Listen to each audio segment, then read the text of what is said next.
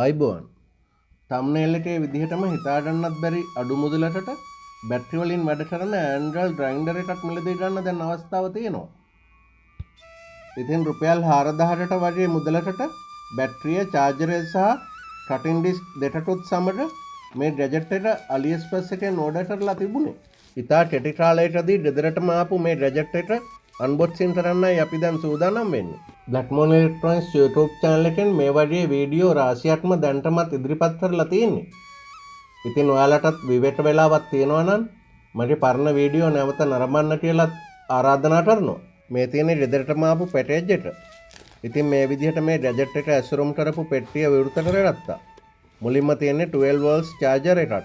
පොඩි indicator bulb එකකුත් තියෙනවා වගේ පේනවා. කෙලවරේ සාමාන්‍ය DC ජැට් එකක් තියෙනවා. 12 volts 2 ampere කියලා තමයි charger එකේ මතු පිට සඳහන් කරලා තියෙන්නේ. ඊට පස්සේ ලස්සන අත්වැසුම් එහෙම නැත්නම් රෙදි වලින් හදපු ග්ලව්ස් කුට්ටමකුත් තියෙනවා.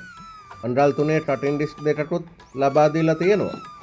වෙනත් ග්‍රයින්ඩර් වලට වගේම මේ මිනි ග්‍රයින්ඩර් එකටත් ඕනම වර්ගයක ඩිස්ක් රොදලා භාවිතා කරන්න පුළුවන් කියලා නිෂ්පාදකයෝ සඳහන් කරලා තියෙන්නේ. හැබැයි ඉතින් විශේෂත්වයකට තියෙන්නේ සාමාන්‍ය Android grinder වලට යොදන ඩිස්ක් වලට වඩා මේ මිනි ග්‍රයින්ඩර් වලට යොදන ඩිස්ක් තරමට කුඩා ප්‍රමාණයකින් තමයි නිපදවලා තියෙන්නේ. සාමාන්‍යයෙන් අන්ඩල් 3ට හෝ 2ට විස්කම්බය සහිතව තමයි මේ ඩිස්ක් නිපදවලා තියෙන්නේ. අපිට අවශ්‍ය ඩිස්ක් වර්ග වෙනම මිලදී ගන්නත් පුළුවන්. මම අන්ඩල් 2ේ ඩිස්ක් සෙට් එකකට අමතරව ඇනවුම් කළා. මේ වීඩියෝ එකත් එක්කම ඒකත් පරික්ෂා කරලා බලන්න තමයි අදහස් කරන්නේ. ඉංග්‍රීසි භාෂාවෙන් මුද්‍රණය කරපු ඉන්ස්ට්‍රක්ෂන් මැනුවල් එකක්. එහෙම නැත්නම් උපදේශ පත්‍රිකාවකුත් එවලා තියෙනවා. බැටරි ග්‍රයින්ඩර් එකේ ස්පෙસિෆිකේෂන් ඇතුළුව බැටරි charge කරන හැටි, ඩිස්ක් මාරු කරන හැටි, ඒ වගේම මේ ඩ්‍රාඩ් එක ඇඩ්ජස්ට් කරන හැටි වගේ දේවල් මේ මැනුවල් එකේ ඉතා පැහැදිලිව දක්වලා තියෙනවා. දැන් ඊළඟට අපි මේ මිනි බැටරි ග්‍රයින්ඩර් එක අතට අරන් බලමු. බැටරියට සවිතරලම තමයි එවලා තියෙන්නේ. මිලි ඇම්පියර් 1200ට ලිතියම් අයන් බැටරියක් කියලා සඳහන් කරලා තියෙන්නේ. අතට ගත්තාම හොඳ හුරුබුහුටි ඩ්‍රිප් එකකුත් තියෙනවා. බරත් අඩුයි. බැටරිය නැතුව කිලෝග්‍රෑම් 0.7ක් කියලාත් සඳහන් වෙනවා. ඩිස්ක් වල බෝර් සයිස් එක නම් මිලිමීටර් 10ක් කියලා තමයි තව සඳහන් කරලා තියෙන්නේ. මේක තනි අතකින් උනත් පාවිච්චි කරන්න පුළුවන්. මිනි බැටරි ග්‍රයින්ඩර් එකේ no load speed එක 10500ක් කියලා සඳහන් වෙනවා. ඒ කියන්නේ RPM. ග්‍රයින්ඩර් එක ඔන් කරන්න කෙළවරේ ස්විච් එකක් තියෙනවා. බැටරියට එවනකොටම තරමක් charge වෙලා නිසා අපි ඔන් කරලා බලමු. ඔව් මැෂින් එක ඔන් කළාම මේ මැෂින් එකේ ස්පින්ඩල් එක කරකවනවා අපිට නිරීක්ෂණය කරන්න පුළුවන්. ඒ වගේම බැටරි ලෙවල් එක පෙන්වන LED 3කින් සමන්විත ඉන්ඩිකේටර් එකකුත් තියෙනවා. fully charge වෙලාවට LED 3ම දැල් වෙනවා කියලා තමයි සටහන් වෙලා තියෙන්නේ. බැටරි එකේ මේ දෙපැත්තේ තියෙන ක්ලිප් දෙක තද කරගෙන පහළට ඇදීමෙන් පහසුවෙන්ම බැටරි එක ඉවත් කරගන්න පුළුවන්. බැටරි එකේ charging connection එක තියෙන්නේ ඉහළ කොටසේ. ඒ නිසා අනිවාර්යයෙන්ම බැටරි එක ගලවලා තමයි මේ බැටරිය charge කරන්න අවශ්‍ය වෙන්නේ. charging connection එක බැටරියේ ඉහළ කෙළවරේ තිබීම පොඩි දුර්වලතාවයක් කියලායි අපිට හිතෙන්නේ. මොකද වැඩට යෙදිලා ඉන්න වෙලාවට මේ බැටරිය බැහැලා ගියොත් අපිට charger එක කනෙක්ට් කරගෙනම වැඩ කරන්න හැකියාවක් නැහැ. ඉතින් ඒ වෙනුවට තව බැටරියක් අනිවාර්යයෙන්ම තියාගන්නත් අවශ්‍ය වෙනවා. ඒ නිසා අපිට තව බැටරි එකක් තියෙනවා නම් වඩා හොඳයි කියලාත් හිතෙනවා ඇති. මේ වගේ බැටරි වෙනම ඕඩර් කරන්න පුළුවන්. අපිට ලබා දෙන්නේ නම් 1200 mAh බැටරියක්. ඒත් ඊට වඩා වැඩි කැපැසිටි වල ඒ කියන්නේ mAh 4000, 3000, 2000 වශයෙන් සටහන් වෙන බැටරි AliExpress එකෙන්ම මිලදී ගන්න පුළුවන්. ඒ වගේම අපිට අවශ්‍ය නම් මේ බැටරි එකේ කේසින් එක විතරක් මිලදී අරගෙන 18650 ලිතියම් අයන් බැටරි යොදලා අපිටම බැටරි පැක් එකක් හදාගන්නත් පුළුවන්. කේසින් එකට නම් රුපියල් 600ක් පමණ වගේ වෙන්නේ. ඒ පැකේජ් එකට බැටරි කේසින් එකට අමතරව 3S BMS එකකුත් ලබා දෙනවා. ඉතින් ඒ වගේ empty බැටරි කේසින් එකකුත් අපි ඕඩර් කළා. අපි ඕඩර් කරපු බැටරි කේස් එක අපිට ලැබුණාම බැටරි කේස් එකේ බැටරි සවිතරන ආකාරය ගැනත් පොඩි වීඩියෝ එකක් කරන්න තමයි බලාපොරොත්තු වෙලා ඉන්නේ. මේ ග්‍රයින්ඩර් එකේ උඩ වටේට තියෙන රතු පාට ලොට් එක නම් තියෙන්නේ මේක ස්පින්ඩල් එක ලොට් කරගන්න.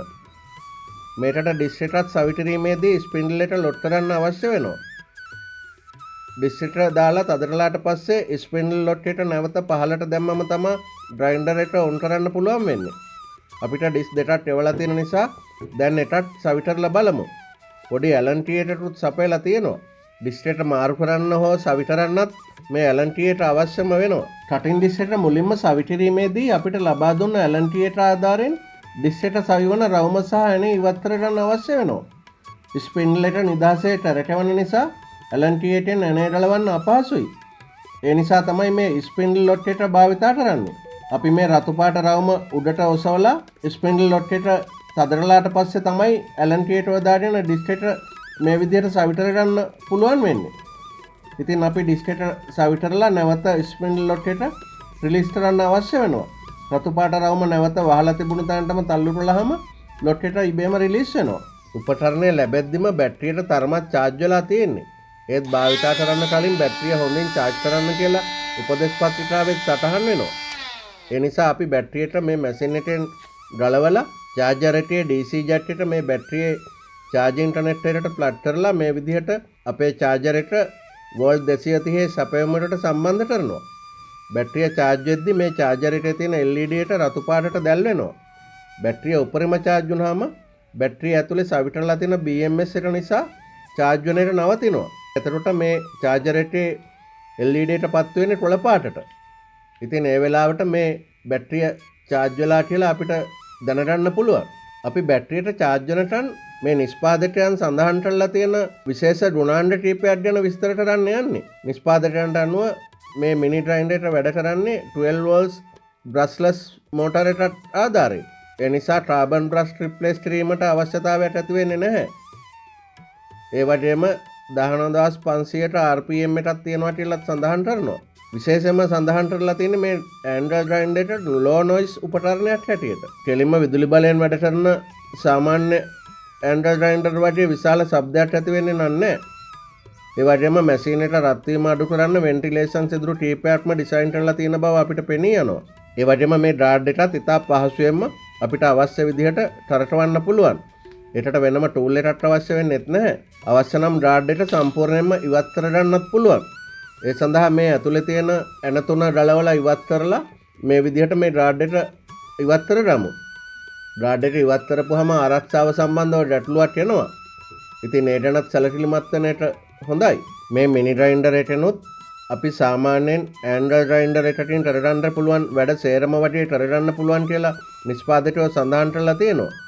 කටින්, සෑන්ඩින්, පොලිසින්, ඒ වගේම ලී, යටඩ, ඇලුමිනියම් වගේ දේවල් මේ මිනි ග්‍රයින්ඩර් හරහා අපිට කපා ගන්න උනත් පුළුවන්. මැෂින් එකේ දිග පළලත් අඟල් හෝ සෙන්ටිමීටර් වලින් දක්වලා තියෙනවා. දැන් අපේ බැටරියට සම්පූර්ණයෙන්ම වගේ charge වෙලා තියෙන්නේ. charger එකේ රතු පාටට තිබුණු ඉන්ඩිකේටර් එක දැන් කොළ පාට වෙලා. ඒ කියන්නේ සම්පූර්ණයෙන්ම charge වෙලා. දැන් අපි අඟල් බාඩියේ පමණ එස්ලොන් බටක බැලලත් මුලින්ම කපා ගන්නවා. ඊට පස්සේ අඟලක පමණ එස්ලොන් බටයක් උනත් පහසුවෙන්ම කපා ගන්න පුළුවන්. සමහරලාට ඩිස්ක් එක වැඩි ගැඹුරට කැපෙන්නේ නැති නිසා බටය මේ විදිහට කරකවමින් කපා ගන්නට වඩා පහසුයි. මිනි ග්‍රයින්ඩර් එක කොහොමත් තනියෙන් පහසුවෙන්ම ක්‍රියා කරන්න පුළුවන් නිසා ඒක එච්චර ගැටලුවක් නෙමෙයි. ඒ වගේම අඟලේ යකඩ බාර් එකක් වුණත් ඉතා පහසුවෙන්ම කපා ගන්න පුළුවන් කියලා අපිට දැන් පෙනී යනවා. ඉතින් මේ කටින් ඩිස්ක් එක යොදාගෙන ගොඩක් ප්‍රයෝජනවත් වැඩ රාශියක්ම අපිට කරගන්න පුළුවන්. ඉතින් අපි මේ බැටරි ග්‍රයින්ඩර් එකට සවිටරන්න පුළුවන් අමතර ඩිස්ක් ටිකකුත් ගෙන්නව ගත්තා. වෙළඳපොලේ නම් ඕනතරම් මේ වගේ අමතර කොටස් තියෙනවා. මතක තියාගන්න ඕනේ වැදගත්ම කරුණ නම් අපි සාමාන්‍යයෙන් ග්‍රයින්ඩර් වලට යොදන 4 හෝ 4.5 ඩිස්ක් මේකට යොදන්න බෑ. මම කලින් විස්තර කළ විදිහටම ප්‍රමාණයෙන් තරමක් කුඩයි. අඟල් 2 හෝ අඟල් 3 ප්‍රමාණ වලින් තමයි වැඩිපුරම තියෙන්නේ. ඉතින් අපිට අවශ්‍ය විවිධ වැඩ කරගන්න මේ ඩිස්ක් වර්ග යොදා ගන්න පුළුවන්. දී කැපීමට දැති සහිත තලයක්, ඒ වගේම යකඩ, ඇලුමිනියම් ආදී ලෝහ කපා ගැනීමට මේ කටින් ඩිස්ක් එකත්, ඒ වගේම වාහන ආදී පොලිෂ් කිරීමට මේ වූල් ඩිස්ක් එකත් යොදා ගන්න පුළුවන්. ඒ වගේම මේ සෑන්ඩින් ඩිස්ක් එකත් ගොඩක් ප්‍රයෝජනවත්. ඕනෑම දෙයක් සෑන්ඩින් කිරීමට වගේම පිහි තතුරු ආදී මෝහත් කිරීමටත් ඉතා පහසුවෙන්ම අපිට භාවිතා කරන්න පුළුවන්. අදත් Black Moon Electronics YouTube channel එක හැටියට වැදගත් වීඩියෝ එකක් ඉදිරිපත් කළා කියලා අපිට හිතෙනවා. channel එකට එකතු වෙලා නැත්නම් අදම subscribe කරලා එකතු වෙන්න කියලාත් ආරාධනය කරනවා. දැනටමත් ඉදිරිපත් කරලා තියෙන වීඩියෝ රාශියෙන් ඔබට ප්‍රයෝජනවත් වීඩියෝ තියෙනවා නම් නරඹන්න කියලාත් මතක් කරනවා. දන්න අඳුරනටත් බෙදාහරින්න. ඉතින් නැවත මේ වගේ වීඩියෝ එකකින් හමු වෙනතුරු සමුගන්නම්. ස්තුතියි.